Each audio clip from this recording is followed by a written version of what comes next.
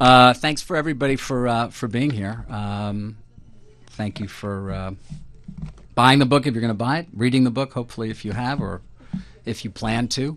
I look forward to taking all of your questions. I guess I thought I'd talk for a little while. Something I also like to do, we have a small group here. Feel free to fill in if you want. But can I ask how many of you watch CNBC? So many of you are CNBC viewers. We usually have a pretty educated viewership, so I'm curious. I tend to like to do this in small groups or large groups. How many of you think the economy is seen its worst days? It's going to improve. Okay. How many of you think that we will see economic growth in 2010? Not just GDP being flat, but actual growth. All right, so not too optimistic. We're in New York. I'm just curious how many of you think we're in for a very tough time here in New York, or perhaps we've also seen the worst of it. Who thinks we've seen the worst of it? Okay. Finally, how many of you think Joe Kernan's hair is real? Nobody? Nobody? I'll tell you at the end. You got to stay. I wrote the book. Many of you may have seen. I don't know if you haven't. It's still airing. Our documentary, House of Cards. We spent over a year on that documentary. It was late 2007. I had a lot of people who I'd been speaking to. I began as a banking reporter in 1987. One of the advantages of doing something for a very long time and getting older is so do your sources. They move up in the institutions where they are working, and many of them are senior executives at many of our nation's banks. Beginning in August of 2007, almost 2 years ago to right now, when the credit crisis sort of began, many of them were telling me, David, this is going to be very, very bad. And yet, if you recall, the stock market did not reflect that at all. Through the fall of 2007, right through October, November, things were quite good. I think we were hitting our all-time highs in the stock market. But I had this chorus of people who said the stock market doesn't get it. The credit markets are not functioning. We are going to have a serious, significant recession.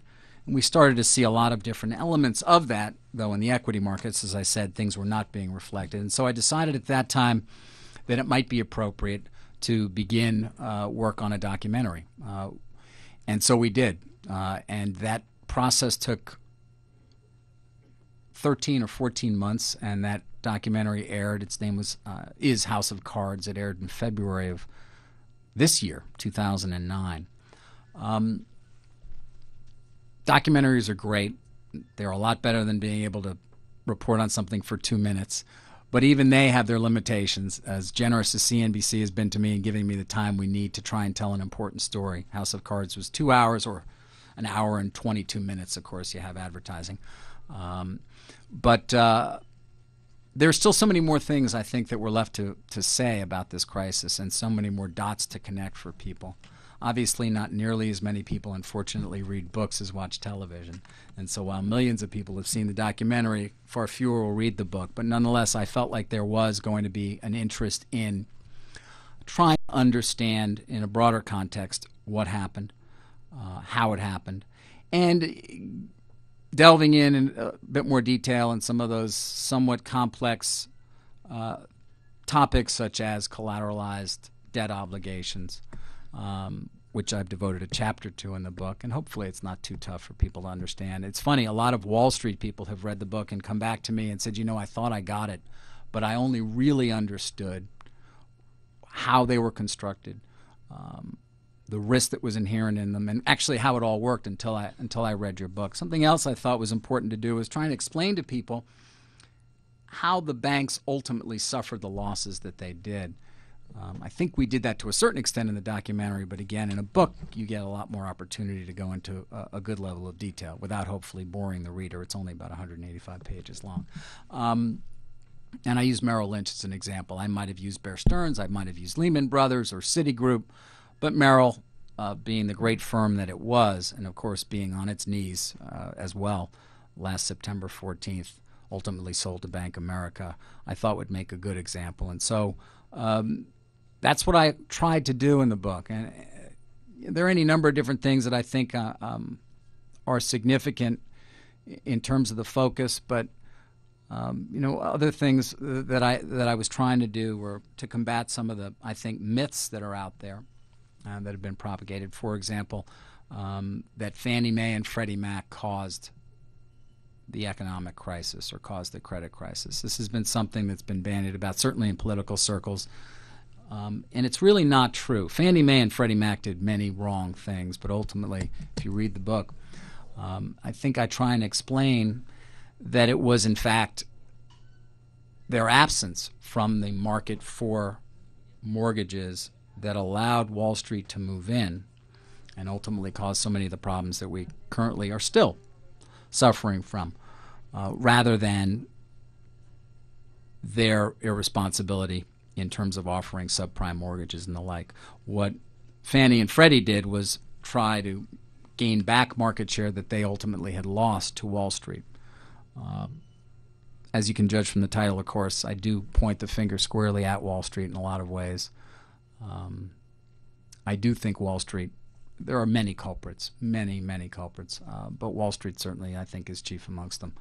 A lack of leadership amongst so many of the firms and their leaders, a lack of understanding of the risk that was being taken on by so many of these firms. Again, as I said, I focus on Merrill Lynch and Stan O'Neill. Very tough, but very smart man who ran that firm with an iron fist for a number of years, but ultimately was forced to resign in October of 2007. He's an interesting story, is O'Neill, but what I've uncovered in my reporting on Merrill is he really did not fully understand, not even close, frankly, the risk that was being undertaken by the firm that he ran. It may have been kept from him in part by the people who ran fixed income. Mortgages, mortgage-related products became by far the largest engine of growth at Merrill Lynch. It was, as I say, sort of the largest mortgage broker masquerading as an investment bank in our country. And yet O'Neill didn't fully come to grips with that fact until the summer of 2007, until this period I've already mentioned, August of 2007, when he embarked on what has been a much remarked on solo golfing excursion, essentially, taking days in late August and September of 2007 alone playing golf. Many people wondering, well, why in the world would Stan O'Neill be doing that while it seemed the world was starting to melt down? I believe it was because he finally understood that his firm was in serious trouble, and he was trying to collect his thoughts and figure out what to do. Ultimately, a year later, Merrill Lynch would be sold to Bank America for about $40 billion in a deal that's still being looked at very carefully by regulators. If any of you have watched television and seen these hearings where Hank Paulson and Ben Bernanke get up and have to testify in front of Congress, why they've spent so much time on this is not quite clear to me. But nonetheless, Bank of America did pay an enormous price. It would seem for Merrill Lynch, a firm that very well may have collapsed on September 15th or September 16th of last year if it had not been for Bank of America coming in. Things seem a lot better these days. I wrote the epilogue to this book in the spring of this year, and it's funny how quickly things seem to have changed, but I'm not sure that they truly have. We are still going to be suffering from at least 10% unemployment for some time to come. We've seen a complete retrenchment of the consumer in our country at this point, and there are so many questions about whether this recovery that seems to be reflected in the Dow Jones Industrial Average being at 9,200 is real. Goldman Sachs, of course, is back to making a lot of money, perhaps taking on a lot of risk. But Wall Street is changed. Whether it's changed forever, of course, is a larger question, or even changed significantly is a question. I find myself with far too many questions these days and not many answers in terms of those larger issues as to whether Wall Street is truly going to reform itself, or has been, or will be as a result of the regulatory actions that are being undertaken by the Obama administration, or they hope to undertake.